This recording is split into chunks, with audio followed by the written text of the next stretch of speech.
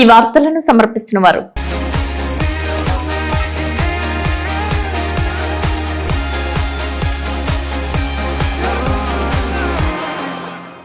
నమస్కారం. City news కి స్వాగతం. ముందుగా ముఖ్యాంశాలు. జంగారెడ్డిగూడెం కౌన్సిల్ సమావేశంలో ఎజెండాలోని 21 అంశాలను ప్రతిపాదించిన కౌన్సిలర్స్.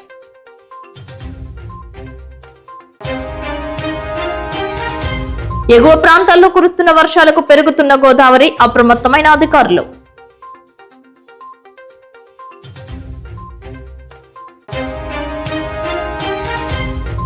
విద్యుత్ అమరవీరుల 25వ వర్ధంతి సందర్భంగా నిరసన తెలియజేసిన వామపక్ష పార్టీలు.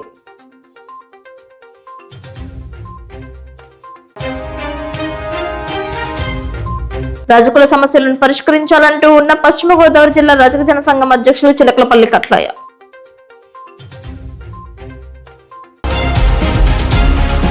చింతలపూడి నియోజకవర్గాన్ని అభివృద్ధి చేయడంలో చేయూతను అందించాలని రాష్ట్ర ముఖ్యమంత్రి చంద్రబాబును శాసనసభ్యులు రోషన్ కుమార్ కోరారు. చింతలపూడి శాసనసభ్యులు సొంగ రోషన్ కుమార్ మంగళవారం రాత్రి రాష్ట్ర ముఖ్యమంత్రి నారా చంద్రబాబు నాయుడుని తాడేపల్లి నివాసంలో కలుసుకుని నియోజకవర్గ అభివృద్ధికి సంబంధించిన పలు ప్రతిపాదనలు ముఖ్యమంత్రి దృష్టికి తీసుకువెళ్లారు. నియోజకవర్గ రహదారుల అభివృద్ధితో పాటు చింతలపూడిలో బస్ డిపో ఏర్పాటు చేయవలసిన ఆవశ్యకత గురించి, గ్రామీణ ప్రాంత ప్రజలకు సోలార్ విద్యుత్ చేరువ చేయడం తదితర అంశాలను ముఖ్యమంత్రికి ఎమ్మెల్యే రోషన్ కుమార్ వివరించారు. ఎమ్మెల్యే రోషన్ కుమార్ వివరించిన అన్ని అంశాలను సావధానంగా విన్న సీఎం చంద్రబాబు నాయుడు సానుకూలంగా స్పందించారని ఎమ్మెల్యే కార్యాలయ సభ్యుడు తెలియజేశారు. ఎగువన కురుస్తున్న భారీ వర్షాలకు పోలవరం ప్రాజెక్టు వద్ద గోదావరి వరద అనూహ్యంగా అంతకంతకు పెరుగుతోంది. ఎగువ ప్రాంతాల్లో కురిసిన వర్షాలకు ఉపనదులు పొంగి కొండవాగుల ఉధృతికి గోదావరి నీటి మట్టం క్రమేపీ పెరుగుతోంది. పోలవరం ప్రాజెక్టు వద్ద గోదావరి వరద ఉధృతి కొనసాగుతూ ఉంది. పోలవరం ప్రాజెక్టు వద్ద గోదావరి నీటి మట్టం స్పిల్వే ఎగువన 30.640 మీటర్లు నమోదు కాగా, స్పిల్వే దిగువన 21.690 మీటర్లు నమోదైంది. కాపర్ డ్యాం ఎగువన 31.140 మీటర్లు, కాపర్ డ్యాం దిగువన 21.240 మీటర్లు నీటి మట్టం నమోదు అయినట్లు అధికారులు తెలిపారు. స్పిల్వే 48 రేడియల్ గేట్ల ద్వారా 5,94,927 క్యూసెక్ల గోదావరి వరద జలాలను అధికారులు దిగువకు విడుదల చేశారు. పెరుగుతున్న గోదావరి వరద ఉధృతికి జిల్లా యంత్రాంగం, లోతట్టు ప్రాంతంలో ఉన్న ప్రజలు అప్రమత్తంగా ఉండాలని అధికారులు సూచించారు. చేపల వేటకు నదులకు వెళ్లవద్దని జిల్లా కలెక్టర్ సెల్వి సూచించారు. ముంపు ప్రాంతాలలో సహాయక చర్యలలో అధికారి యంత్రాలు నిమగ్నమయ్యాయి.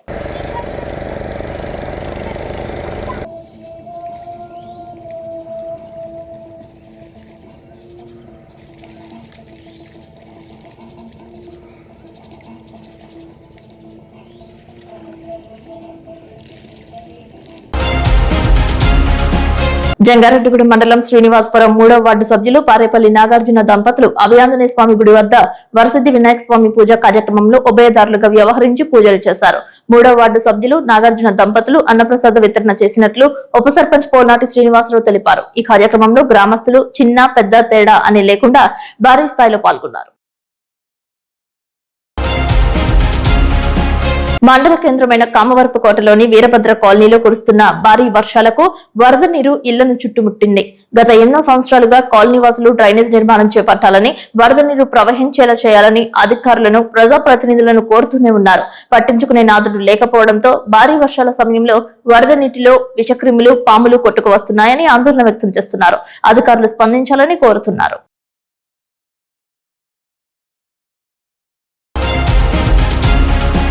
విద్యుత్ అమరవీరుల పోరాట స్ఫూర్తితో ఉద్యమించాలని ప్రముఖ న్యాయవాది యు యేసుబాబు పిలుపునిచ్చారు. 2000 సంవత్సరంలో జరిగిన విద్యుత్ ఉద్యమ అమరవీరుల 25వ వర్ధంతి సందర్భంగా రాష్ట్ర ప్రభుత్వం పెంచిన ట్రూ అప్ ఛార్జీలు, స్మార్ట్ మీటర్లకు వ్యతిరేకంగా పోరాటం చేస్తామని ప్రతిజ్ఞ దినంగా పాటించాలని వామపక్ష ప్రజా సంఘాల ఐక్యవేదిక పిలుపు మేరకు జంగారెడ్డిగూడెం పొట్టి శ్రీరాముల విగ్రహం వద్ద ఐఎఫ్టియు జిల్లా అధ్యక్షులు కెవి రమణ అధ్యక్షతన ప్రతిజ్ఞ దినం పాటించారు. ప్రముఖ న్యాయవాది యు యేసుబాబు ప్రజా సంఘాల నాయకులతో ప్రతిజ్ఞ చేయిస్తూ 2000 సంవత్సరంలో ప్రపంచ బ్యాంకుతో కుమ్మక్కైన చంద్రబాబు విద్యుత్ ఛార్జీలు పెంచితే అప్పటి వామపక్షాలు, కాంగ్రెస్ పార్టీ రాష్ట్ర వ్యాప్తంగా పెద్ద ఎత్తున ఉద్యమించాయని, ఆ ఉద్యమంలో భాగంగా 25 సంవత్సరాల క్రితం ఇదే రోజు రామకృష్ణ, బాలస్వామి, విష్ణువర్ధన్ ముగ్గురు పోలీసుల తూటాలు తగిలి అమరులయ్యారని, వారి పోరాట స్ఫూర్తితో నేడు రాష్ట్ర ప్రభుత్వం పెంచిన విద్యుత్ ఛార్జీలకు వ్యతిరేకంగా ఉద్యమించాలని ప్రతిజ్ఞ చేయించారు. ఈ సందర్భంగా సిపిఐ మండల కార్యదర్శి జంపన రమణరాజు, సిపిఐ మండల కార్యదర్శి మాలకొండ జీవరత్నం, సిపిఐఎంఎల్ న్యూ డెమోక్రసీ జిల్లా నాయకులు సరియం రామ్మోహన్, సిపిఐఎంఎల్ రెడ్ స్టార్ నాయకులు జొన్నకుటి వెంకటేశ్వరరావు, సిపిఐఎంఎల్ న్యూ డెమోక్రసీ జిల్లా నాయకులు సరియం రామ్మోహన్, సిపిఐఎంఎల్ రెడ్ స్టార్ నాయకులు జొన్నకుటి వెంకటేశ్వరరావు, సిపిఐఎంఎల్ న్యూ డెమోక్రసీ చంద్రన్న పార్టీ నాయకులు సముద్రాల సుందర్రావులు మాట్లాడుతూ ఆనాడు ప్రపంచ బ్యాంకు షరతులకు లొంగి విద్యుత్ ఛార్జీలు పెంచితే వామపక్ష పార్టీలు ప్రజా పోరాటం నిర్వహించి తగిన బుద్ధి చెప్పాయని, దాన్ని గుణపాఠంగా తీసుకోకుండా నేడు అదానికి అనుకూలంగా కేంద్రం తీసుకొచ్చిన స్మార్ట్ మీటర్లను ప్రజలపై రుద్దుతుందని తెలిపారు. అదేవిధంగా ట్రూ అప్ ఛార్జీల పేరు మీద రాష్ట్రంలో ఉన్న 2 కోట్ల విద్యుత్ మీటర్లను అదాని దగ్గర కొనుగోలు చేస్తూ లక్షల కోట్ల రూపాయలు ప్రజలపైన విద్యుత్ సంస్థ పైన భారం వేసి విద్యుత్ సంస్థను నష్టాలకు గురి చేయించి ఆ తర్వాత ప్రజల ఆస్తి అయిన విద్యుత్ సంస్థను ప్రైవేటీకరణ చేయడం కోసం కుట్ర చేస్తున్నారని, ఈ విధానాలకు వ్యతిరేకంగా అమరవీరుల స్ఫూర్తితో విద్యుత్ ఛార్జీలు తగ్గించే వరకు, ట్రూ అప్ ఛార్జీలు ఉపసంహరించే వరకు ఎటువంటి పోరాటానికైనా సిద్ధపడతామని హెచ్చరించారు. ఈ కార్యక్రమంలో డివైఎఫ్ఐ జిల్లా కార్యదర్శి జి సూర్యకిరణ్, మాబూ సుబాని, ఏఐటియుసి నాయకులు కుంజే వసంతరావు, ప్రగతిశీల మహిళా సంఘం పిఓడబ్ల్యూ నాయకురాలు కె రామలక్ష్మి, మల్లేటి వరలక్ష్మి, ప్రజా సంఘాల నాయకులు వంగ గోపి, శంకర రాధాకృష్ణ, తాలూరి నాగరాజు, బత్తిన పెదప్పలరాజు, సిలంతల రాజు శ్రీను, దొండపాటి రామకృష్ణ, హనుమంతు, ఐఎఫ్టియు నాయకులు దార్లంక రామకృష్ణ పాల్గొన్నారు. కాబట్టి ఈ కొట్టుకు వ్యతిరేకంగా ఎవరైతే అమరవీరులు ఉన్నారో వాళ్ళ ఆశయాలు కొనసాగింపుగా మళ్ళీ ఒక పోరాటం చేసి మొత్తం ఇవన్నింటినీ రద్దు చేసేంత వరకు వామపక్ష ప్రజా సంఘాలతో పాటు మిగతా వచ్చే అన్ని ప్రజా సంఘాలతో అన్ని పార్టీలతో కలిసి అభ్యర్థుల ఉద్యమం చేస్తామని, దీనికి కేంద్ర రాష్ట్ర ప్రభుత్వాల బాధ్యత ఉంటుందని మేము హెచ్చరిస్తున్నాం. ఈరోజు కరెంటు ఛార్జీలకు వ్యతిరేకంగా 28వ తారీఖున చనిపోయినటువంటి హషీరాబాద్ రైతాంగం ఏదైతే ఉందో దానికి నిరసన వ్యక్తం తెలియజేస్తూ ఈరోజు జంగారెడ్డిగూడెంలో పెంచిన కరెంటు ఛార్జీలు అలాగే స్మార్ట్ మీటర్లు రద్దు చేయాలని కరెంటు కేంద్ర రాష్ట్ర ప్రభుత్వానికి వ్యతిరేకంగా ప్రజా వ్యతిరేకంగా వాళ్ళు ఏవైతే వాటిని వెనక్కి తీసుకోవాలని, లేని పక్షంలో ఈ యొక్క ఉద్యమాన్ని మరింత ఉధృతం చేస్తామని ప్రజా సంఘాల వేదికలో అలాగే కమ్యూనిస్ట్ పార్టీలన్నీ కూడా ఈరోజు నిర్ణయం తీసుకోవడం జరిగింది. దీనికి అనుకూలంగా ప్రజా సంఘాలు అలాగే వివిధ వామపక్ష పార్టీలన్నీ కూడా ఈ స్మార్ట్ మీటర్లు కరెంట్ ఛార్జీలు తగ్గే వరకు కూడా ఉద్యమాలు చేస్తామని తెలియజేస్తున్నాం. సరిగ్గా 25 సంవత్సరాల క్రితం ఇదే రోజు విద్యుత్ ఉద్యమంలో అమరులైన అమరవీరులకి స్మరిస్తూ ఈ రోజు ప్రతిజ్ఞా దినం పాటించాలని చెప్పి వామపక్ష ప్రజా సంఘాలు పిలుపునిచ్చినాయి. దాంట్లో భాగంగా జంగారెడ్డిగూడెం పొట్టి శ్రీరాములు విగ్రహం వద్ద నిరసన కార్యక్రమం ప్రతిజ్ఞా దినం చేపట్టాం. ఎందుకంటే ఆనాడు చంద్రబాబు ప్రభుత్వం ప్రపంచ బ్యాంకు అనుకూలంగా విద్యుత్ ఛార్జీలు పెంచారు. దానికి వ్యతిరేకంగా లక్షలాది మంది ఇదే రోజు 25 సంవత్సరాల క్రితం చెరో హైదరాబాద్ పిలిపించి ఊరేగింపు జరుగుతుంటే ఆ ఊరేగింపు మీద కాల్పులు జరిపి బాష్పాలు జరిపి 3 చంపేశాడు. అదేవిధంగా వందలాది మంది గాయపడ్డారు, అనేక మంది జైళ్లకు వెళ్లారు. దాన్ని స్మరిస్తూ ఈ రోజు ఆ అమరవీరులకి జోహార్లు అర్పిస్తూ మళ్ళీ అదే చంద్రబాబు ఈనాడు ట్రూ అప్ ఛార్జీల మీద స్మార్ట్ మీటర్ల మీద రేట్లు పెంచి ఈ రోజు దుర్మార్గమైన చర్యలు చేపడుతున్నారు.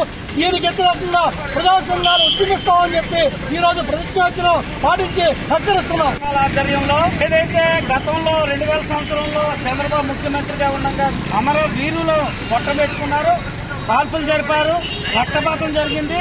అప్పటి నుండి ఇప్పటి వరకు కూడా విద్యుత్ సంస్కరణ పేరుతోటి దేశంలోని రాష్ట్రంలోని దోపిడీ చేస్తున్నటువంటి కేంద్ర రాష్ట్ర ప్రభుత్వాల బయట చేపట్టాం. జంగారెడ్డిగూడెం మున్సిపల్ కార్యాలయం నందు చైర్పర్సన్ బత్తిన నాగలక్ష్మి అధ్యక్షతన కౌన్సిల్ సమావేశం నిర్వహించారు. మున్సిపల్ కమిషనర్ కొమ్మినేని వెంకటరమణ ఆధ్వర్యంలో 15 ఎజెండాలను 6 టేబుల్ ఎజెండాలను కౌన్సిల్ నందు కౌన్సిలర్ ఆమోదించారు. ఈ సందర్భంగా కౌన్సిలర్ పిపిఎన్ చంద్రరావు మాట్లాడుతూ వాటర్ పైప్ లైన్ తన వార్డులో వేయాల్సి ఉందని, ఆ సమస్యను పరిష్కరించాలని కోరారు. అదేవిధంగా మున్సిపాలిటీలో ఎన్ని నిధులు నిల్వ ఉన్నాయి, కాంట్రాక్టర్స్ కు ఏ మేరకు బిల్లులు చెల్లించాలి అని ప్రశ్నించారు. కమిషనర్ వెంకటరమణ మాట్లాడుతూ 7 కోట్ల రూపాయల బిల్లులు కాంట్రాక్టర్స్ కు ఇవ్వాల్సి ఉందని, మరో 7 కోట్ల రూపాయల పనులకు సంబంధించి టెండర్స్ పిలిచామని అన్నారు. కాంట్రాక్టర్స్ కు సకాలంలో బిల్లులు చెల్లించని కారణంగా పనులు చేయడానికి ఎవరు ముందుకు రావట్లేదని చంద్రరావు అన్నారు. అదేవిధంగా municipal vice chairman Muppidi Veeranjaneyulu సైతం కాంట్రాక్టర్స్ కు వెనువెంటనే బిల్లులు చెల్లిస్తే పనులు చేపడతారని తెలియజేశారు. సెప్టెంబర్ మాసంలో బిల్లులు చెల్లించేలా ఏర్పాటు చేస్తామని కమిషనర్ వెంకటరమణ సమాధానమిచ్చారు. 6, 8 వార్డులకు హైస్కూల్ కు సంబంధించి తాగునీరు పంపిణీ జరిగేలా చూడాలని సమావేశంలో కోరారు. మరో 2 మాసాలలో ఆ ప్రాంతానికి హైస్కూల్ నుంచి తాగునీరు వచ్చే విధంగా కృషి చేస్తామని అధికారులు సమాచారం ఇచ్చారు. సీనియర్ కౌన్సిలర్ నంబూరి రామచంద్రరాజు మాట్లాడుతూ శేషాద్రి నగర్ నందు సీతారామరాజు మున్సిపల్ పార్క్ 6 లక్షల రూపాయల నిధులు మంజూరు చేశారని, వాటితో పార్కుకు వచ్చే వారికి వివిధ రకాల వ్యాయామ క్రీడలకు సంబంధించి వస్తువులు కొనుగోలు చేయడం జరిగిందని తెలిపారు. మరో 2 లక్షల రూపాయలు కావాల్సి ఉందని, ఆ నిధులు మంజూరు చేయాలని కోరారు. దీనిపై కౌన్సిల్ సానుకూలంగా స్పందించింది. కౌన్సిలర్ వల్వల తాతాజీ మాట్లాడుతూ డంపింగ్ యార్డ్ వద్ద 15 లక్షల రూపాయలు వెచ్చించి ప్రహారీ గోడ నిర్మిస్తామన్నారని, ప్రస్తుతం రేకులతో గోడ నిర్మిస్తున్నారని, అయితే బైపాస్ నుంచి డంపింగ్ యార్డుకు రహదారి ఏర్పాటు చేస్తే శివాలయానికి వెళ్లే మార్గం మురికిమయం కాకుండా ఉంటుందని కోరారు. పట్టణంలో ఇందిరానగర్ కాలనీ నందు కుక్కల బెడద ఎక్కువగా ఉందని, వీటిని నిర్మూలించడానికి తగిన ఏర్పాట్లు చేయాలని కోరారు. శ్మశానం ఎదురుగా డస్ట్ బిన్లు ఏర్పాటు చేశారని, అక్కడ దుర్గంధభరితంగా ఉండి దుర్వాసనలు వెదజల్లుతున్నాయని తెలిపారు. కుక్కల బెడద లేకుండా ప్రత్యామ్నాయ ఏర్పాట్లు చేస్తున్నట్లు, డంపింగ్ యార్డ్ కి బైపాస్ నుంచి చెత్తా చెదారాల వాహనాలు వెళ్లేలా ఏర్పాటు చేస్తామని, శ్మశానం వద్ద పరిశుభ్రతపై దృష్టి పెట్టినట్లు కమిషనర్ వెంకటరమణ తెలిపారు. ఎంపీ నిధులతో 15 లక్షల రూపాయలు వెచ్చించి ప్రధాన డ్రైనేజ్ నిర్మాణంపై ప్రతిపాదనలు సిద్ధం చేసినట్లు కమిషనర్ తెలిపారు. కౌన్సిలర్ అచ్చిరాజు మాట్లాడుతూ పట్టణంలో జరిగే కొన్ని కార్యక్రమాలకు సంబంధించి వివరాలు కౌన్సిలర్స్ కు తెలియజేయకుండానే జరుగుతున్నాయని, ఇంటింటికి సర్వేలు చేస్తున్నారని, వాటి వివరాలు తమకు కూడా చెబితే ప్రజలకు అవగాహన కల్పిస్తామని అన్నారు. కౌన్సిలర్ నేట్రు సుబ్బలక్ష్మి మాట్లాడుతూ పాత ఆర్టీఓ ఆఫీస్ వెనుకాల ఎస్ఎస్ నగర్ రహదారి వర్షాల కారణంగా గోతులతో దర్శనమిస్తుందని, కనీసం మరమ్మతులు చేయాలని కోరారు.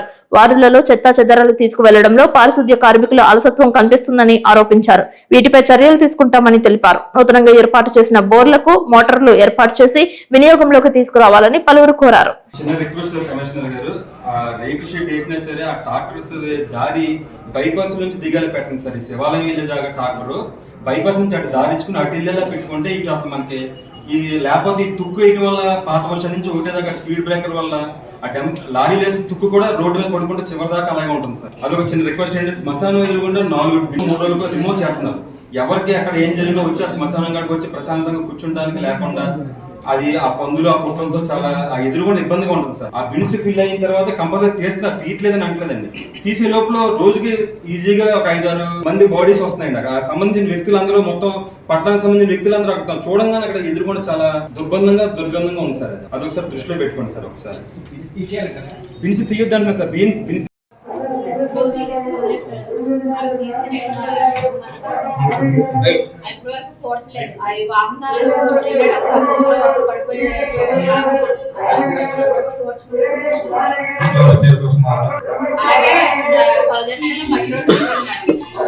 చాలా పడిపోయి రోడ్ అయితే పడే ఛాన్స్ అయితే కనబడలేదు. కనీసం రోడ్డుకి వెళ్ళడానికి కూడా చాలా భయం.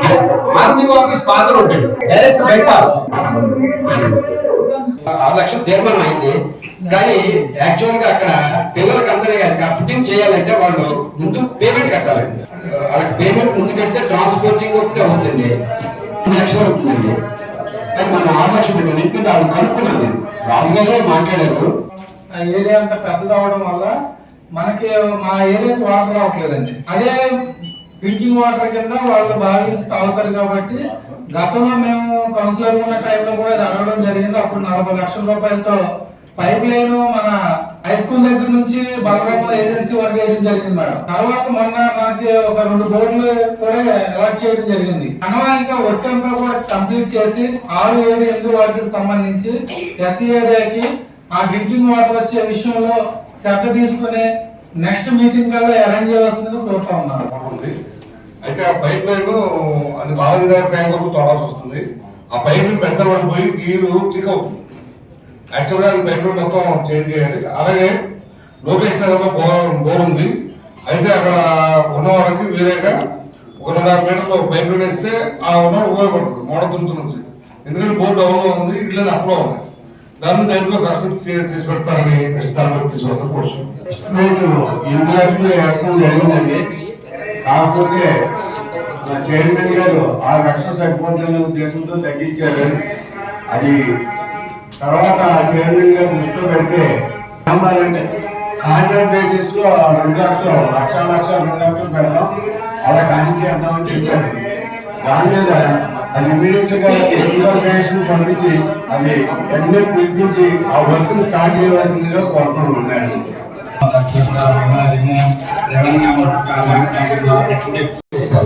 మన దగ్గర ఎంత జనం వర్క్ ఫ్రమ్ హోమ్ చేస్తున్నారు అనుకోవాలి. వర్క్ ఫ్రమ్ హోమ్ చేసినప్పుడు ఇంటర్నెట్ ఫెసిలిటీస్ ఉందా, వాళ్ళు చేస్తున్నారు, వాళ్ళతో పాటు ఇంకా అకామిడేషన్ చేసుకోవడానికి ఇంకా ఫెసిలిటీస్ ఉన్నాయా చేశారు.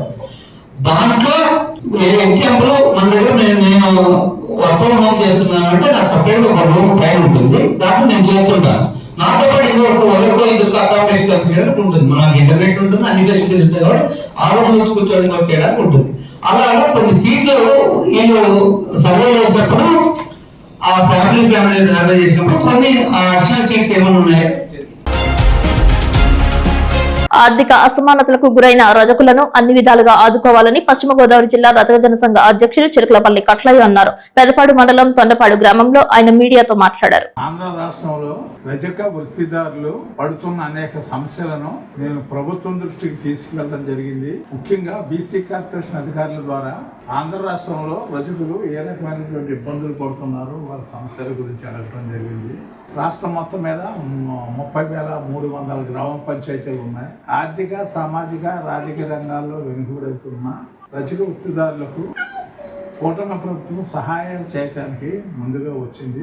ఈ నేపథ్యంలో ఎవరికి ఏ రకమైనటువంటి సహకారాలు అందించాలని నిర్ణయం చేశారు. ముఖ్యంగా రజక వృత్తిదారులకు ధోబీగార్స్, అదేవిధంగా రజక విశ్రాంతి భవనాలను మంజూరు చేయటం ముందుకు వచ్చినట్టు ప్రతిపాదన అడగడం జరిగింది. ఈ సందర్భంగా నేను సుమారు తూర్పుగోదావరి, పశ్చిమ గోదావరి, ఏలూరు జిల్లాలో 250 గ్రామాల రజకులు విశ్రాంతి భవనాలు మరమ్మతులకి ప్రతిపాదన తయారు చేసి జిల్లా అధికారులకు ఇవ్వడం జరిగింది. అదేవిధంగా సుమారు ఒక 70 గ్రామాలకు ధోబీ గార్డ్స్కి గతంలో ఇచ్చిన 2019లో ఇచ్చిన జీవో ప్రకారం 10 లక్షల రూపాయలు ధోబీ గార్డ్స్కి, అదేవిధంగా 3 లక్షల రూపాయలు విశ్రాంతి భవనం మంజూరులు కూడా 2018లో అప్పటి తెలుగుదేశం ప్రభుత్వం ఇవ్వడం జరిగింది.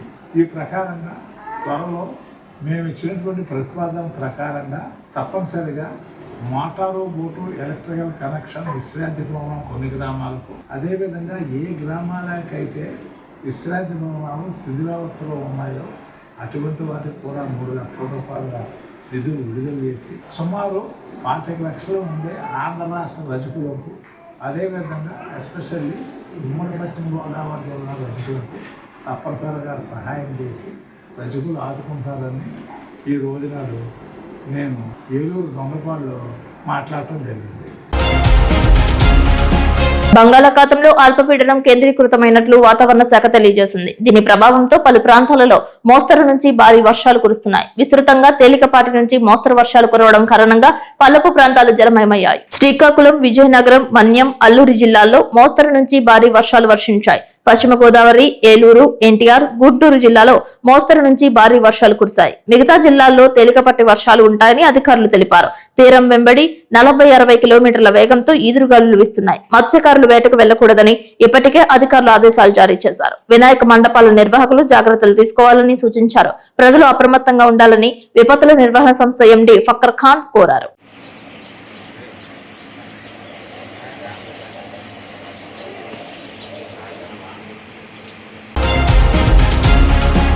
ఇప్పుడు కాసేపు ప్రకటనలు.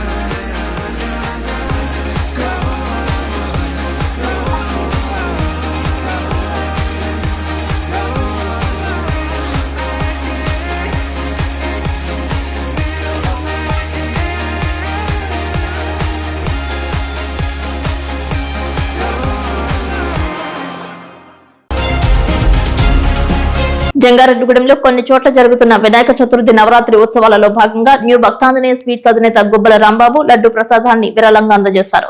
పట్టణంలో సుబ్రహ్మణ్యేశ్వర స్వామి ఆలయం వద్ద, త్రివేణి కళాశాల వద్ద వినాయక పందిళ్లలో జరుగుతున్న నవరాత్రి ఉత్సవాలకు స్వామివారికి లడ్డు ప్రసాదాన్ని ఉచితంగా అందజేసినట్లు రాంబాబు తెలిపారు. అదేవిధంగా వినియోగదారుల అభివృద్ధికి తగ్గట్టుగా లడ్డు ప్రసాదాలను తయారు చేసి ఇస్తున్నట్లు ఆయన తెలిపారు. ప్రతి ఏటా ఉత్సవాలలో పలు ఆలయాలకు లడ్డు ప్రసాదాన్ని ఉచితంగా అందజేస్తున్నట్లు చెప్పారు. తన శక్తి మేరకు లడ్డు ప్రసాదాలను అందజేస్తున్నట్లు వెల్లడించారు.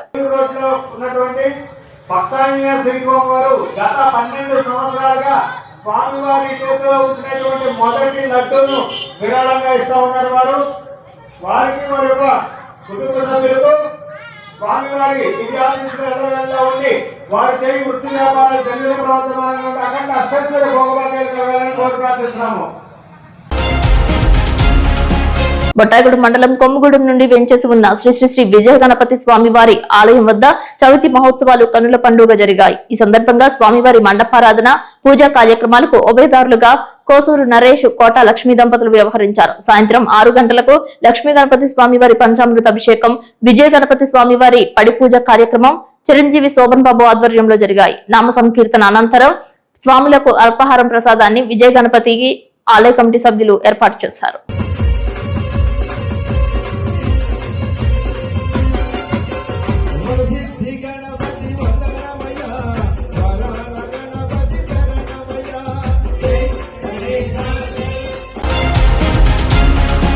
బొట్టాయిగూడెం మండలం రెడ్డి గణపవరం నందు నడింపల్లి గురునాథం సీతామహాలక్ష్మి దంపతుల కుమారుడు సత్యనారాయణ వినాయక స్వామి విగ్రహాలను వితరణ చేశారు. వినాయక చవితి పురస్కరించుకుని గ్రామంలో గణనాథుడి విగ్రహాలు పంపిణీ చేసినట్లు తెలిపారు. పర్యావరణ పరిరక్షణకు హితోధికంగా దోహదపడే మట్టి వినాయక స్వామి విగ్రహాలు పంపిణీ చేయడంపై పలువురు హర్షం వ్యక్తం చేశారు.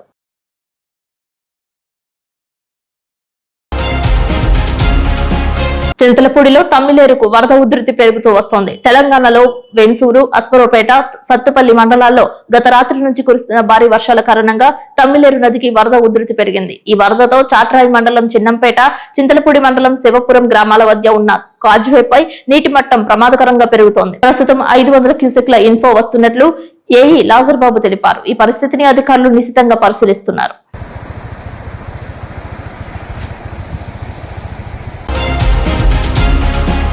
వార్తలు ముగించే ముందు ముఖ్యాంశాలు మరొక్కసారి. జంగారెడ్డిగూడెం కౌన్సిల్ సమావేశంలో ఎజెండాలోని 21 అంశాలను ప్రతిపాదించిన కౌన్సిలర్స్.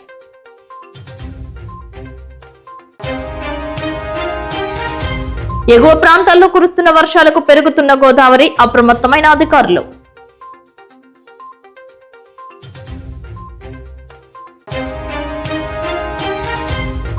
విద్యుత్ అమరవీరుల 25వ వర్ధంతి సందర్భంగా నిరసన తెలియజేసిన వామపక్ష పార్టీలు.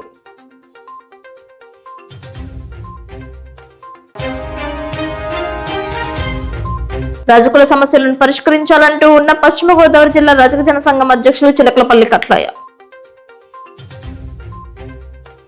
వార్తలు సమాప్తం. నమస్కారం.